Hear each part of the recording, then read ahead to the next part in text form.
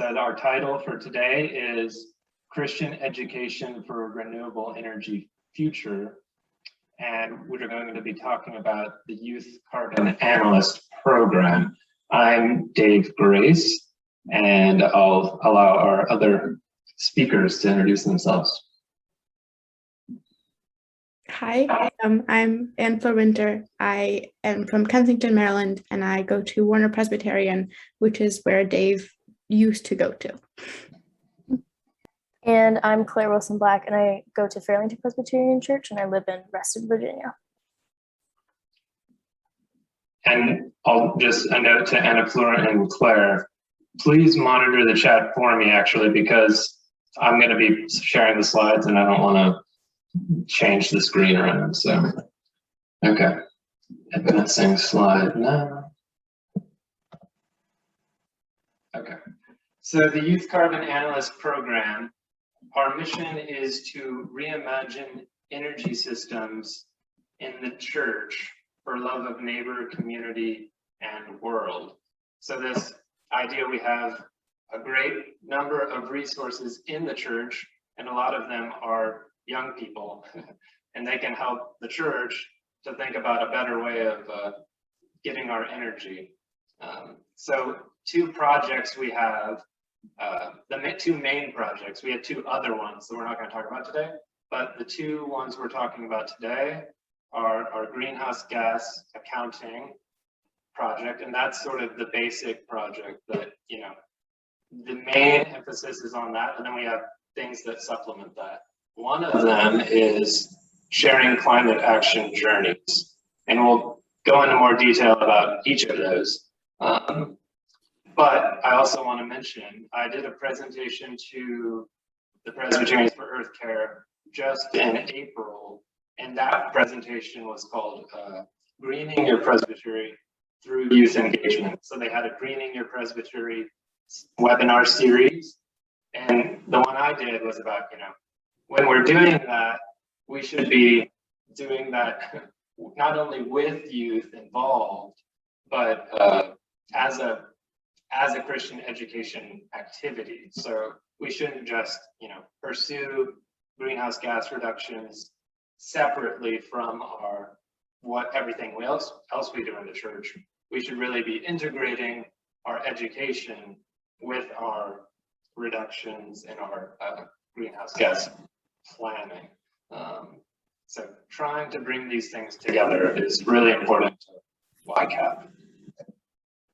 And that's what I'm highlighting here. This whole thing that we're doing about trying to do what's right for the climate is not just some activity that we do because it's in some news stations or it's in some newspapers. It's really central to what we believe as Christians in terms of what we're supposed to do as the church, and, you know, not doing harm to other species, not doing harm to other people. So, and not just not doing harm, but, you know, doing a good thing. So this is very central, and integrating that is really important. So yeah, and Christian education is really a good way of doing that integration, because, you know, Christian education is supposed to receive the word that we hear in church, the sermon, the text, and we're supposed to, you know, help people figure out what to do with that in their lives and to form as Christians. So Christian education is a nice sort of convening role that we might pursue this climate stuff. And also, Youth Carbon Analyst program, one of our big points is that youth voice is critical in this renewable energy transition. But our question for the church is, you know, where do we hear that voice? Is it always heard in our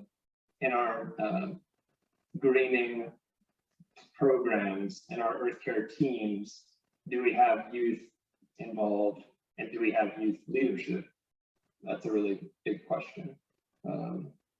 So another point about Christian education, when we do this work in an integrated way, we move beyond just doing education within church buildings to empowering youth to really improve upon the buildings that they're in. So it's really giving them tools and listening to their leadership about how to be the church better together. So our outline for today, we really want to leverage these intergenerational potentials that we see in the church as a way of doing climate action, or we might just say doing the mission of the church. And we want to have this discussion, but we also want to give you some practical tools that you can really take back to your congregation, take back to your presbytery, and employ them to do greenhouse gas reduction work at your context. So two tools, I guess, or two goals for the tools. Work with youth on calculating your church carbon footprint. This is obviously the big one, everyone wants to know their carbon footprint. So doing that with youth, but not just doing it for your congregation, doing it at the scale of your presbytery, and doing it in a way that it could be used to calculate the denomination's greenhouse gas emissions. So what is the PCUSA's carbon footprint? We'll talk more about that. The second goal, set an initial plan for how much solar capacity your church or your presbytery should install.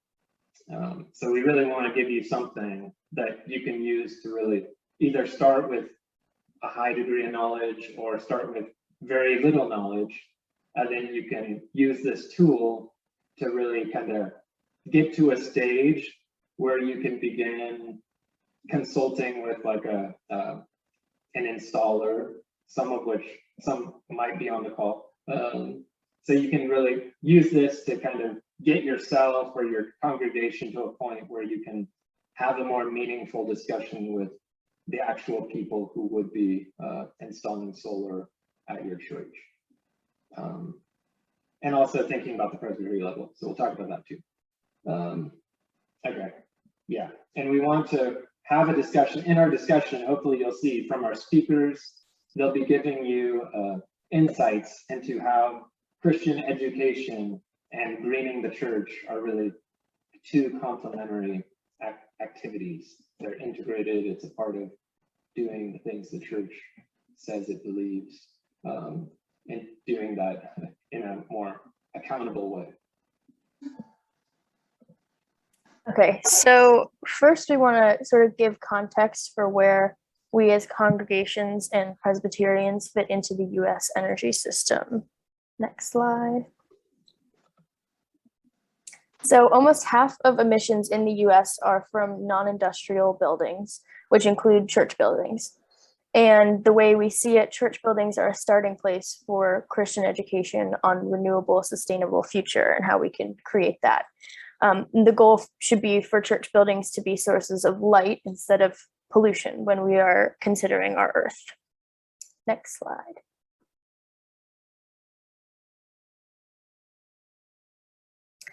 So here we have some breakdowns of energy use in the US, and commercial buildings like churches make up 12% of consumed energy.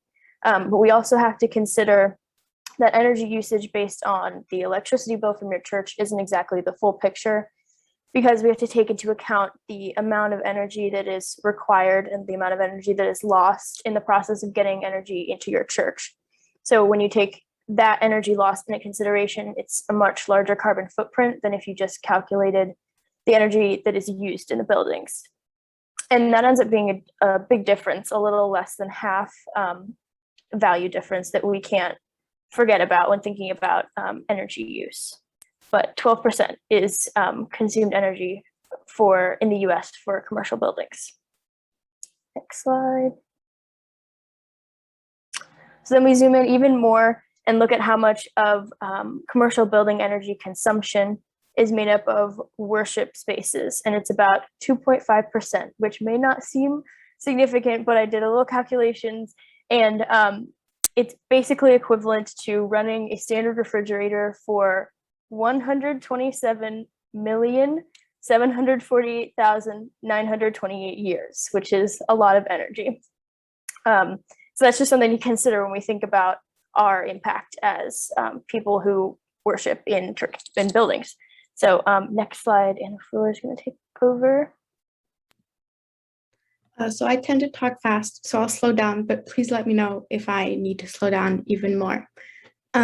So one of the original goals of YCAP was to reduce the environmental footprint of churches within PCUSA, starting with churches in the Earth Care network of the National Capital Presbytery. These are the 10 churches that are local to where we live that have made an effort to dedicate themselves to climate action and environmental justice. However, we quickly discovered that the first step towards lowering greenhouse gas emissions is understanding how much we're releasing and where it comes from. Although general data on emissions by religious buildings can be found online, as Claire discussed using the previous graphs, we were lacking any specific data into Presbyterians as a whole, let alone individual churches. So the first true project of YCAP was finding somewhat accurate ways to measure energy usage and therefore emissions for as many churches as possible, with the intention of then using that data to create estimates with which to estimate that of other churches, because we would never be able to find exact information for every single individual church. I will slow down, sorry. Next slide. Reducing greenhouse gases isn't a new idea. There have been efforts to lower the environmental impact of the church, or at least for the church to be good stewards of the environment since as far away as the 80s, with more specific calls to actions having passed through the General Assembly in 2006 and 2008, which I think were talked about previously in the meetings. However, these documents are outdated and desperately require updating to account for the progress in the understanding of climate action by scientists that have been looking at the changes since 2008 and even before that, and the extent of the impact of climate change since the 13 years that have passed since that last since that last document was passed. They call Presbyterians to action in very general terms, and yet didn't actually create dramatic change because they don't list actionable steps to completely decarbonize the US energy system. Neither do they attempt to measure the actual environmental impact of the church, instead just insinuating that the impact is great and needs to be reduced. That's not specific enough to generate change. Information is vital to combating environmental impact, and a part of that information is somewhat accurate estimates of the extent of greenhouse gas emissions within PCUSA. Next, Dave. So this graph shows the actual greenhouse gas emissions in gigatons globally of countries included in the February 28, 2021 NDC synthesis report of the UNFCCC. The red dots are the total emissions of countries submitting NDCs. The green squares are the former NDCs, and the overlapping olive triangles are the new NDCs. The commitments have remained basically the same. We would expect the new ones, the new goals to be a lot lower, and yet they're overlapping. While some new commitments have been submitted, they're also still not ambitious enough. The red crosses on the graph shows the greenhouse gas reductions necessary to limit warming to 2 degrees Celsius, and the blue crosses show the reductions necessary to limit warming to 1.5 degrees Celsius. 1.5 is the ideal goal that was set by, I think, the IPCC to maintain change that would be sustainable in the long term. 2% is still somewhat sustainable, not great. We're nowhere near where we need to be to get to that 2%, let alone that 1.5%. Change needs to happen. In fact, drastic change needs to take place. There's no doubt in the minds of scientists who have studied the progression of climate change, and there should be no doubt in most people's minds. The debate comes into play when the question of how is raised.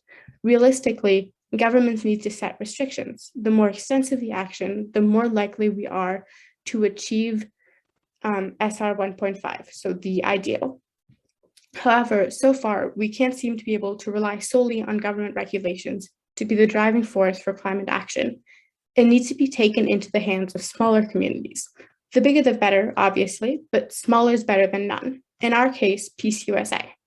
PCUSA doesn't play the largest role in greenhouse gas emissions, especially relative to the impact of certain giant corporations, but neither would change on the PCUSA level be insignificant. When the Presbytery makes changes internally, it will hopefully create pressure for change at a larger level, as it will create an increase in advocacy. Next.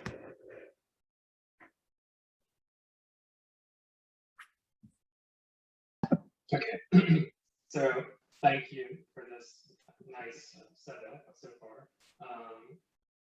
So you might be surprised, or you might already know, that within the PCUSA, we don't have a way of really calculating our carbon footprint as a denomination, or to my knowledge, at least the presbyteries that I've been associated with within our presbyteries.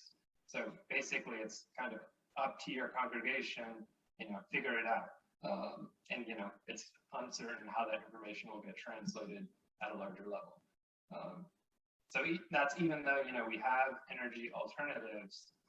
Oh, an additional point, even though we have energy alternatives, we don't have that commitment to really address our congregation's greenhouse gas emissions, our carbon footprint.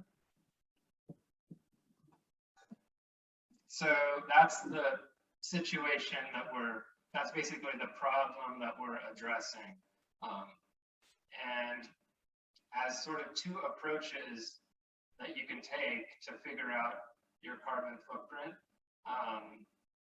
we're exploring, I guess, these two to be used together.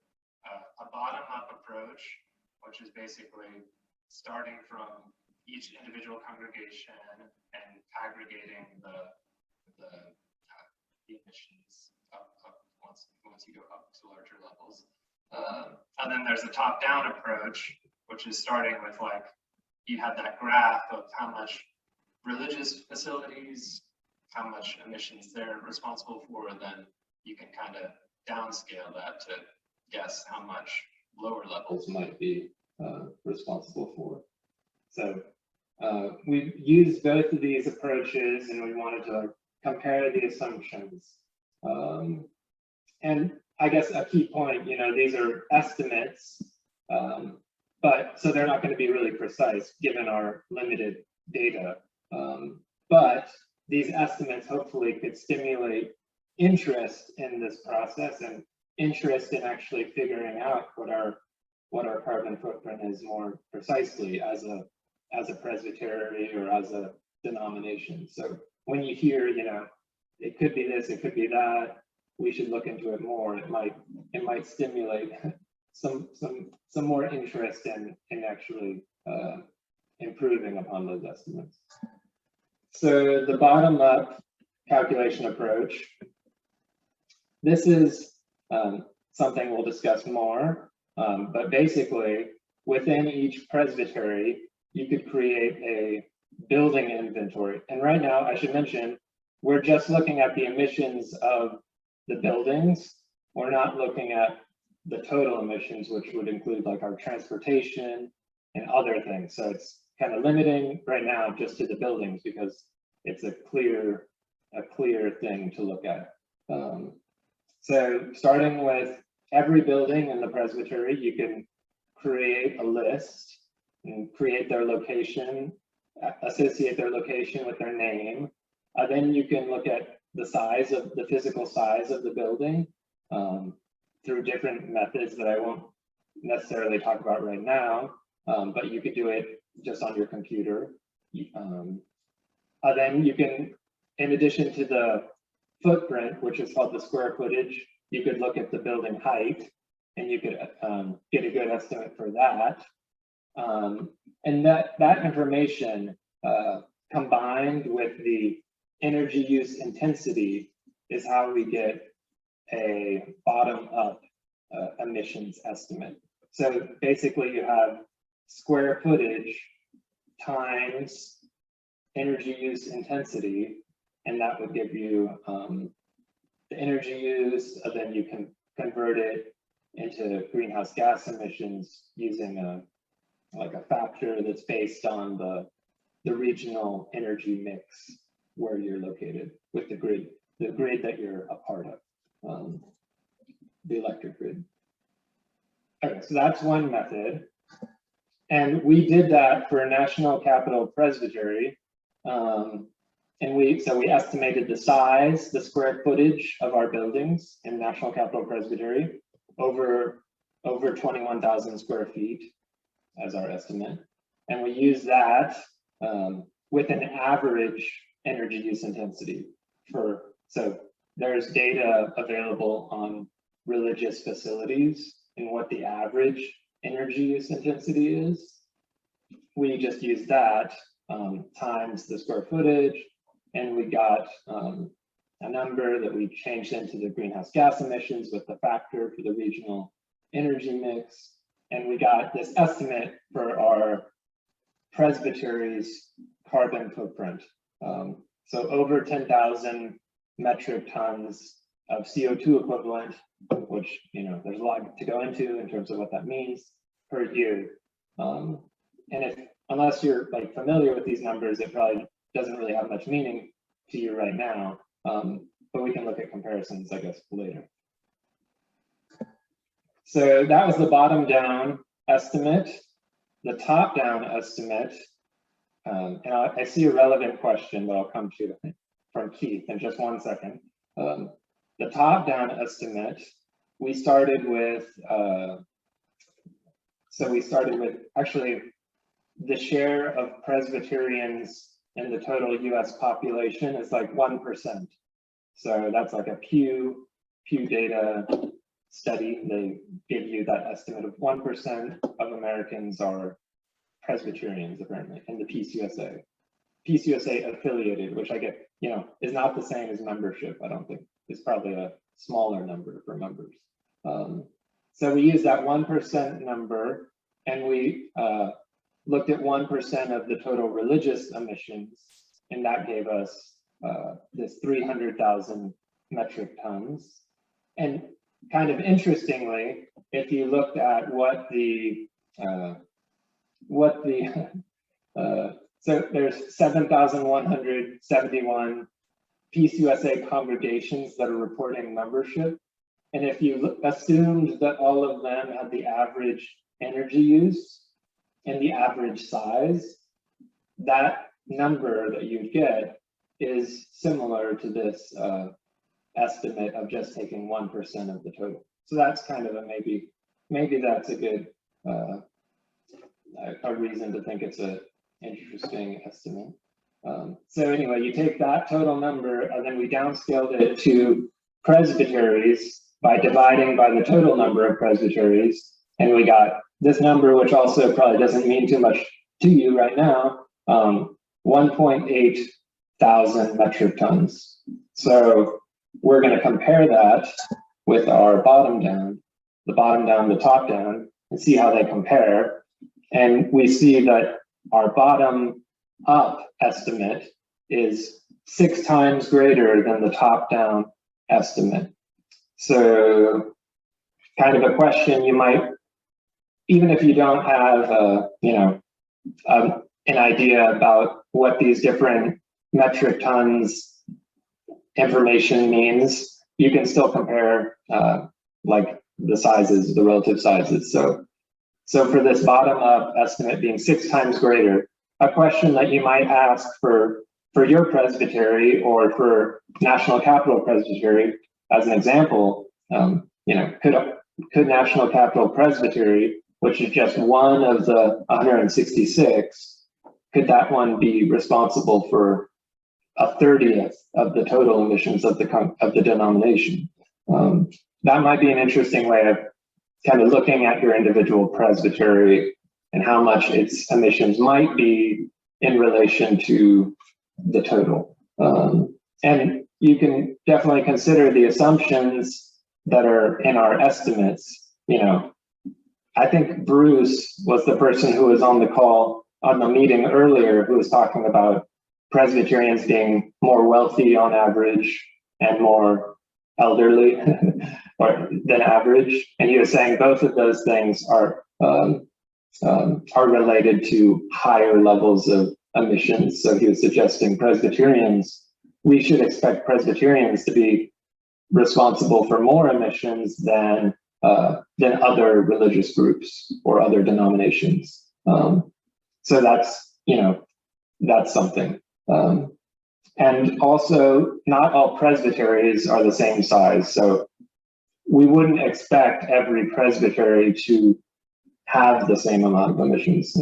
For presbyteries that have a lot more people or a lot bigger buildings, we would expect those ones to be having a larger share than the others. But anyway, it would be interesting to compare and to see which ones are emitting more greenhouse gases and then to look more deeply at them. Dave, if you wanted to answer the questions that were sent. Oh, yes. Okay. So yes, there's a question from Keith about, do we look at both electricity and natural gas? Yes, and the way that we're doing that in this estimate is, I guess, with a very low resolution. You can basically, I guess, lump them both together within that energy use intensity. And obviously, electricity and natural gas, they have a different factor for how much greenhouse gas emissions come from the same unit of energy. But it's actually not so much different, and it depends on where you're living, how much your electricity is, how much emissions come from your electricity changes depending on where you live, because some grids are greener than others. So anyway, we basically looked at them in this example by just lumping them together and kind of using an average. But when we go into more detail later, we'll suggest definitely looking at them individually and estimating their impacts individually too. So yes. And we'll talk about that with this portfolio manager tool. So that will come up later. And then there's another question from Wendy about 21,000 square feet seems low, average for church. Yeah, so let me see, let me scroll back to.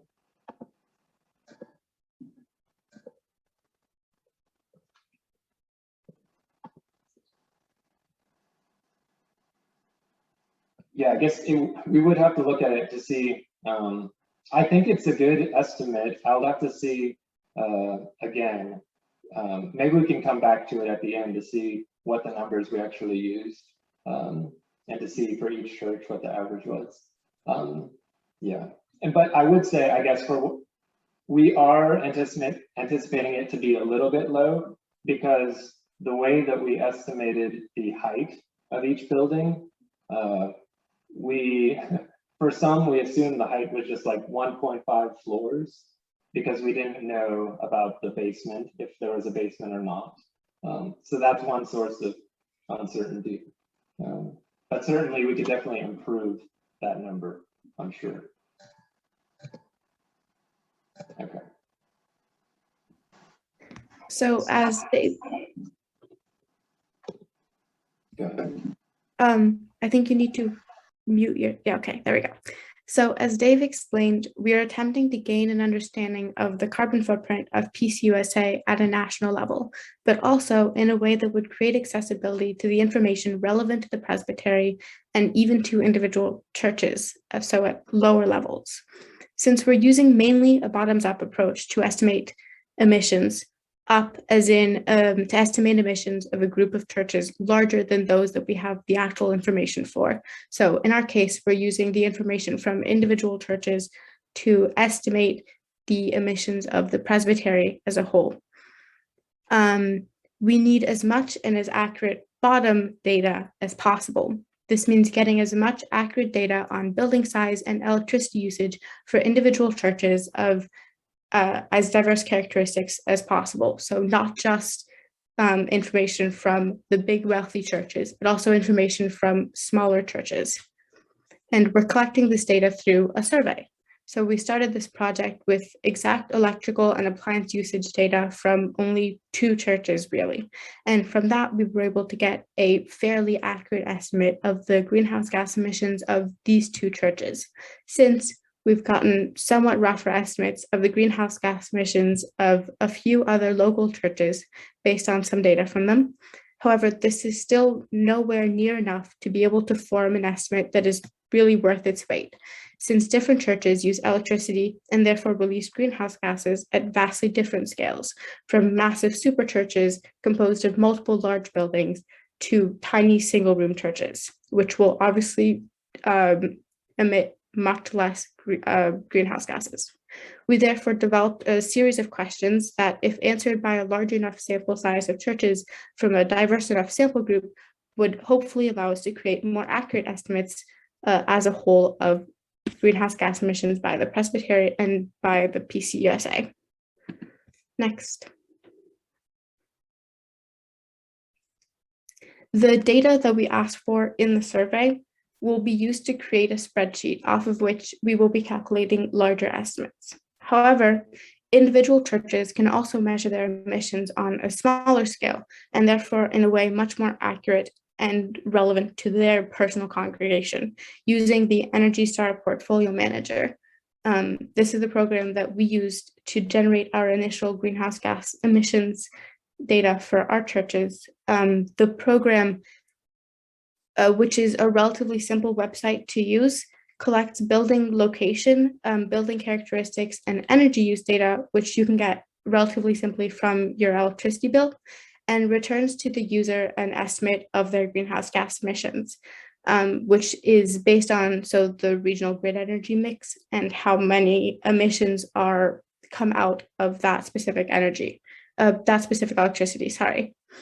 And then this data can then be used to understand your environmental impact and can serve as the first step towards reduction on a smaller, more local level, because understanding how much you dispense will allow you to see where you're wasting electricity and where you can get rid of those leaks isn't the right word, but those losses of electricity.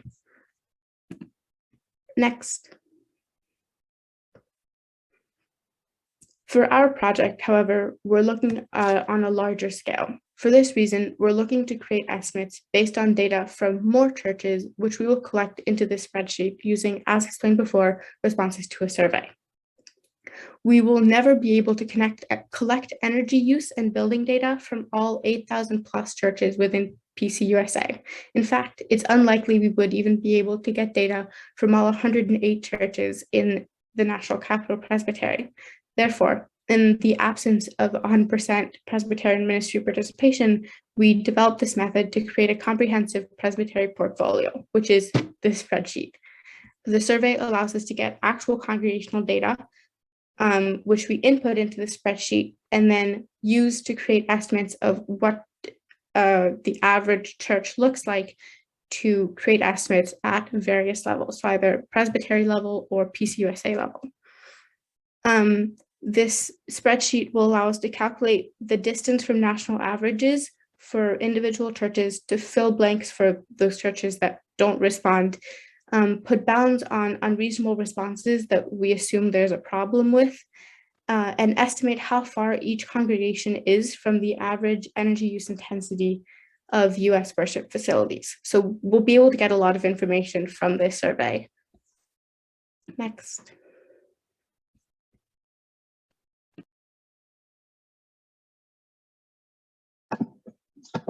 Just a point about the inventory that we're using Portfolio Manager, which we'll highlight again at the ending, but we're using the methods from Portfolio Manager, the same method they use to calculate their energy scores. So these different questions we're asking about the size, the seating capacity, the operating hours, these are all variables that the portfolio manager tool uses in their methods. And so basically the spreadsheet is a way of kind of an open box way, I guess, of applying this to our presbyteries. So the survey, we would collect information on those variables and other things. It's longer than those 11 questions. We asked about a number of other things that we were interested in learning about church energy use. And one important question we had was, since this time of the pandemic, churches weren't meeting, we framed the question, which it says here at the last sentence, we framed the questions in a way that we wanted people to respond based on their normal conditions. So when they actually met in the buildings and used the buildings like normal. Obviously, that's an interesting topic in itself about, how our building use will change or not change after the pandemic. But in this survey, we basically said, please consider pre-COVID-19 conditions when we ask you about your building occupancy and usage. And this could be something we'll return to if we have more time at the end of the presentation. I'll actually show you the actual survey. And I should mention now that all the tools we're mentioning today will be sharing with you and also seeking or welcoming any feedback you might have about them. And I'll take a question, yeah, sure, from Daryl. Yeah, thank you. Is this survey going to be sent out to all of the presbyteries, or is that unreasonable to expect that? I think it would be nice. I guess we're planning to make it available so anyone could access it. In terms of how it's actually distributed, or that would be another question, I guess. The direct answer is that after this presentation, we'll share it with the organizers, and hopefully they could share it with you all. And also, if you want to just email me, I'll be happy to send you the link. Because before I signed up for this seminar, I didn't even know what National Capital Presbytery Earth Care Program was. And I'll bet you 10 to nothing that my Earth Care congregation representative doesn't know about this either. Yeah, that was an interesting thing. I won't take too long to talk about it, but from the Presbyterian Earth Care Greening Your Presbytery webinar series, one thing that I thought was really helpful about that, and this conference or workshop series that we're on now, is really, we get to hear about what other presbyteries are doing that we probably haven't heard before or might not have heard, and it could be very useful. So I guess what we're trying to do with these tools, we'll share them with you, and hopefully they're useful to the different presbyteries, but beyond that, hopefully they lead to more sharing between the presbyteries, and particularly through the Carbon Footprint Project. If we get a number of presbyteries that are really engaged in that would be really good and go a long way towards calculating the emissions of the denomination. So I think it's a nice momentum to keep building upon. Yes, and I think you need to get the word out, because like I say, if I haven't heard of it and I'm just a congregation, then I don't know if my Earth Care Congregation Committee has heard of this or not. So yes. Thanks to the organizers of this series and for doing this. One more question before I go on. I see one from Keith about, do you enter congregational utility use into Portfolio Manager? Yes, that's exactly what you do. And you could even automate it so that it goes directly from your utility to Portfolio Manager. In my experience, it might not be worth it just because there can be issues after you set it up, but then maybe it's not continuing to be automatically transferred. So basically the easiest way to do it, or the most certain way to do it, is to do it every billing cycle, upload your utility information into Portfolio Manager. Okay, going forward, I'll come back. Okay, so we think that new renewable energy infrastructure in church buildings is crucial to get to be a net zero denomination. Obviously, not all large scale solar or renewable energy projects will be feasible for every church, but if you looked into it and it's not possible, we think it's still very beneficial to install at least some solar for educational purposes, like walkway lights you see that like rely on solar, because we should be trying our best to create congregations that are engaged with renewable energy options as much as possible. Churches should consider the scale that would be best fit for their situation, whether that be replacing all external grid electricity with solar panels or buying electricity from offsite solar generation groups. And on the presbytery level, presbytery should facilitate planning of large-scale solar infrastructure in locations of greatest benefit and feasibility as well. And so in the next few slides, Dave will show us some tools to get you started if your church is interested in investing in solar.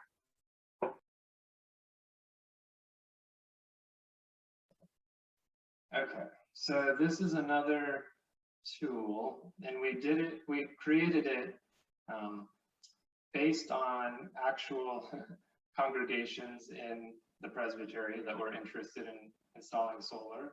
So the idea is to be, as practical as possible, and the idea is to be as beginner friendly as possible, so that it doesn't, I guess, we don't assume that this is like the last thing you're going to need to consider solar, or the decision to invest in solar at your church or not. But it's probably like the first thing you might consider, and in a way to quickly come to some understanding about whether or not it sounds like not only whether or not it sounds like a good idea, but what size of system sounds like a good idea. So yes, I'll just explain here that we have different scales, like a residential, small congregation, medium congregation, and ideally these would be real examples of actual congregations. Right now they're kind of just made up, though we've had feedback from the two congregations that were using this, and we were able to kind of compare using this spreadsheet, which was nice. So anyway, how it works is you just enter the area of your church's rooftop, and we're going to send you a link that will give that for you. So you just take that from this website if you don't already know it. You put it in here, then it'll give you the amount of energy use. The amount of energy that the sun will provide your rooftop, or that the sun already provides your rooftop. So that's kind of an interesting thing just for the education value of this is, what the sun is providing your church rooftop. Then we have the second yellow bar, where you enter, how much of the rooftop you want to cover with solar panels. That's just a rough way of considering. So that you enter that, then it gives you the amount of energy you produce from your solar panels of that size. So that's basically, you enter these two things and it gives you these production estimates. So that's the first part. And then the second part is here, when you want to consider how much it's going to cost you to install the solar panels. And obviously, the whole incentives that you might get or might not get because you're a nonprofit are really important to consider. We didn't include those kind of federal or state tax incentives. But as a way of, kind of comparing the range, you can consider that at least when we created this, the Tesla systems, which were the residentially sized systems of particular sizes, they're like pre-sized systems, they were advertising that they were giving the lowest cost, and they were guaranteeing that it was the lowest cost. So we thought that would be like a minimum you might get for your church, with or without incentives, and that would be like $1.49. And then you might consider, the average of your state and what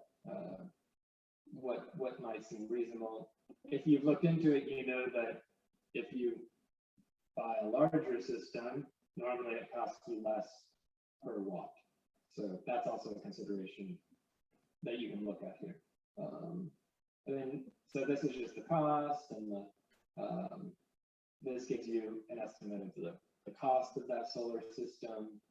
And we included also the electricity cost. So when you're making your solar decision, you probably want to consider how much you're already paying for electricity and use that to judge whether or not it would be a good idea. So there's the cost of production, then we go into how much you'll get back in terms of the benefits of production. So there's these renewable energy credits, which is an interesting incentive you might get where you live or might not. So yeah, that we'll just skip by those details. Then basically it's like a cost benefit analysis of that size of the solar system. So you can look into this more, and everything is adjustable since it's just a spreadsheet, and you would definitely want to adjust it to match your considerations. So I guess the main benefit I think of this is not what we've written necessarily, but just the format, and it gives you the considerations of what you want to be looking at, and then you're going to want to tailor this to make it applicable to you. Another tool that we'll share with you, this is just a kind of a description document about there's different ways of financing solar. What might be the best way for your church? And the main obstacle, I guess, with procuring solar for your church is the upfront cost. So they cost a lot to buy the panels, but then they provide you electricity over time. So how do you deal with that big upfront cost? And there's these three main ways, I think the most common ways that churches have approached the financing. And one is called like a power purchase agreement, and you just enter into some sort of agreement with your solar leasing company. So I won't go through the reasons for and against each one of these. I guess I'll just name them, like this power purchase agreement. Then there's kind of a variation upon that, where some churches, I guess, have pooled together a group of investors that have created a LLC, and then they've entered into a power purchase agreement through that LLC. And the reason I guess some churches have found this to be a good idea is because the nonprofit status of churches doesn't allow churches to receive any tax benefits, which can be really significant. But if you have an LLC that's kind of composed of interested parties within or around your congregation, they can basically, the LLC can basically get the benefits of the tax benefits. So that can be, I guess, financially attractive. Then the last financing thing is just to buy it with an upfront payment. And that's obviously the most simple sort of, I mean, the PPA is pretty simple too. It can be structured for you as well, but obviously just buying it outright is, I guess, self-explanatory. So we have some more details about these models and then this sort of pro and con list that we can share with you. And lastly, for my part, these are 4 different tools that you might find helpful. The top one is one I referred to about the size of your rooftop. If you haven't already seen this, you should Google Project Sunroof. There's something called Project Sunroof that's operated by or created by Google, and it'll show you, you enter the address of your church, and it'll show you the solar potential of your rooftop. It'll tell you the size, it'll give you a heat map of your actual roof, and it'll show you where you're getting a lot of sun, where you're getting less sun, and it'll give you a quick way of sort of seeing how much solar potential you have on your church rooftop. So that's a really quick and nice visual to look at. And then these other ones, there's 3 different kind of carbon footprint calculators that have been created for faith communities. Interfaith Power and Light has one on their national website. You can just search for that. And I think they also worked with the UC Berkeley, and students from there, I guess, created a Cool Congregations calculator. You might have already heard of that.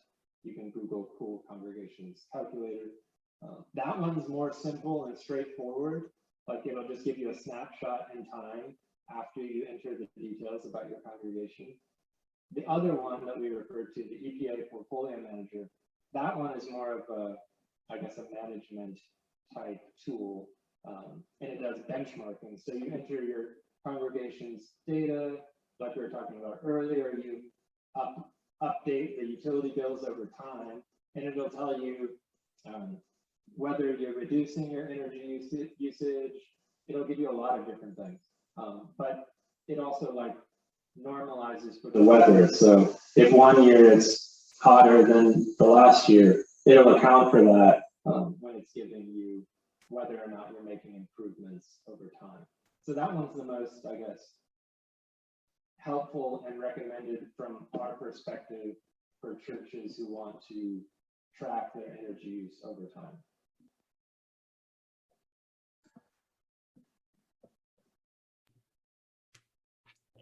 So another big part of achieving carbon neutrality, or at least reducing our environmental impact, is recognizing that our actions are part of a larger collective.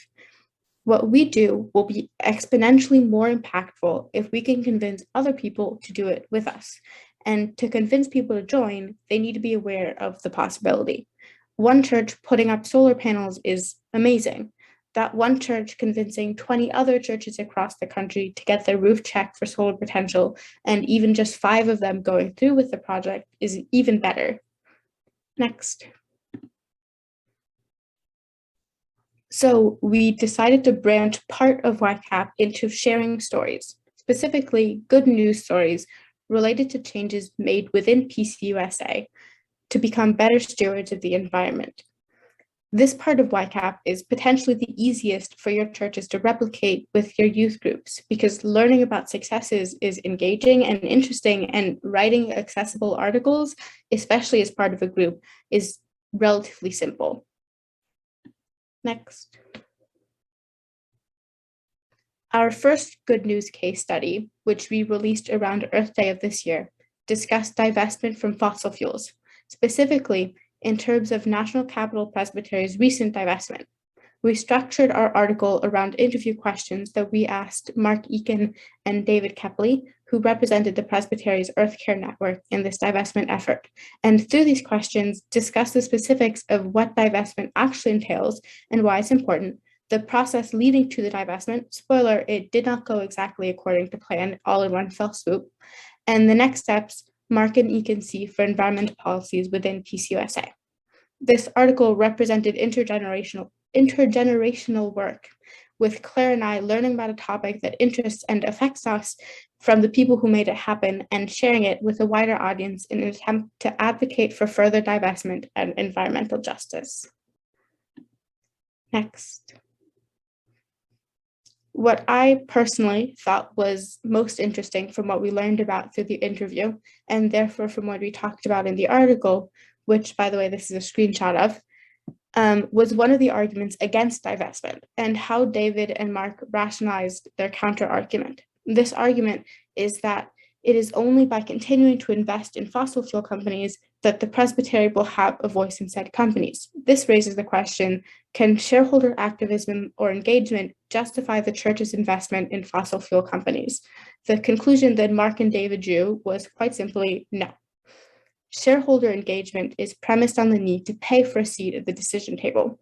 However, the seat at the decision table is rarely worth very much at all. The presbytery doesn't have the resources to send representatives to every single fossil fuel company meeting. And even if they did, and when environmental activists have gone in the past, the results have almost always been various forms of greenwashing and performative activism on the part of company executives. No real substantive change. You might get an ad campaign all in green saying that we're making an effort and you should too, you should recycle. But there are never any caps on emissions. There are very rarely any caps on pollution, and there's very rarely transparency towards their greenhouse gas emissions. The church is paying corporations to pollute while profiting from it. Not divesting from fossil fuels while claiming to be stewards of the environment is hypocritical and not a good representation of our values as Presbyterians. Next. So far, divestment has only ever been passed at a presbytery level. It's been brought up to PCUSA General Assemblies multiple times in 2016 and 2018, and will be brought back up again in 2022, but has so far failed each time. Not for lack of active support from the outside, there was even a 260-mile walk in 2018 to the General Assembly by Presbyterians Peace Fellowship to support divestment, but rather for general disagreement over its value and financial loss resulting from it. We are hopeful, however, that 2022 will be the year for environmental action at the General Assembly. This action will be for divestment, but hopefully for more too. Divestment is a good first step. It moves the presbytery's money to areas where it will not cause harm. However, it isn't truly a step that helps the environment, but rather one that starts to reduce harm. Decarbonization, making the presbytery carbon neutral, is an action that would push the church much further into the right direction. It turns the environmental response of the presbytery into one not just of money, but of everyday actions. It would truly remove future responsibility of environmental harm from the hands of Presbyterians, at least in terms of religious communities. Being good stewards of the environment that God has gifted us is minimizing harm and promoting good. It's removing our money from where it is promoting harm, but also stopping a series of actions by us that are directly changing our planet for the worse. Decarbonization is barely better than reducing harm, and yet it is a step that very few communities have come even close to. PCUSA needs to be one of those communities to get there. Next. Okay, so we've been thinking about what we want in the future within the church. So how can we carry out these greenhouse gas reductions? Next slide. So right now, the way we're doing that is through a patchwork of different initiatives operating at varying scales without any sort of standardized greenhouse gas targets and with very little committed effort and ambition.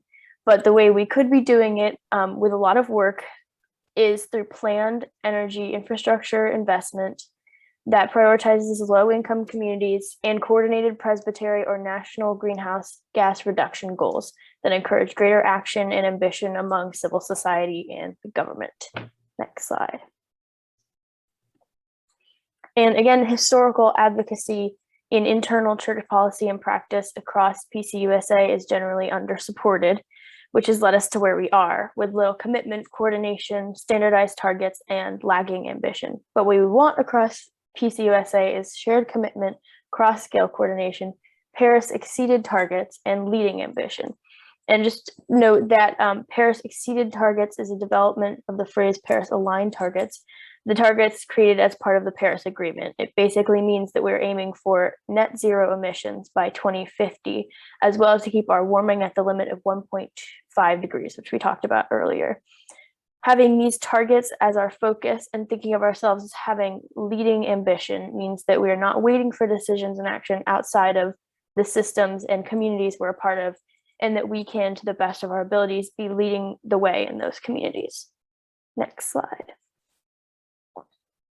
So that being said, we want to be able to provide you all with tools to get started so we can get to these places of ambition. The first of these is the survey on square footage and energy use intensity. And so when you input your information to that and share that with other people, that helps us a lot with our Presbytery greenhouse gas inventory spreadsheet. The point of which is to help us get as much information as possible to create estimates for not only churches within the Presbytery, but also presbyteries as a whole. So filling that out will be incredibly helpful, and you'll get that. We'll send that to you. And remember that you don't need to have all the information. Any information you do have is a lot better than us having no information. And then in terms of solar, we have two tools. One is the table and graph that will help you see how much solar your church or presbytery should install that Dave talked about. And then the other one will help you figure out which financial model for solar installation would work best for your church if you choose to look into solar. Next slide.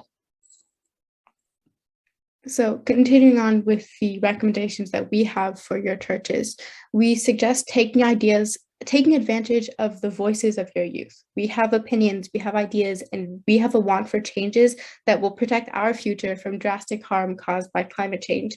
If you give us a chance, we will change the world. Beyond just youth, though, churches as a whole need to dedicate themselves to this promise of environmental stewardship, which means knowing how much emissions you produce and taking actionable steps to reduce said number. On an even larger scale, emissions need to be collected for everyone, and averages of these collections need to be accessible to the public through PCUSA. They already have surveys about the denomination, the information for which everyone has access to. Greenhouse gas emissions should be part of that survey, should be part of that information that is public knowledge. Churches also need to recognize and act upon the fact that climate change does not affect everyone equally. It disproportionately affects poor communities and communities that were already in dire need of support. These communities need to be granted that support, specifically in helping them combat the changes that they will face due to climate change. It isn't fair that richer communities cause the harm through their excessive emissions and poorer ones bear the brunt of the damage.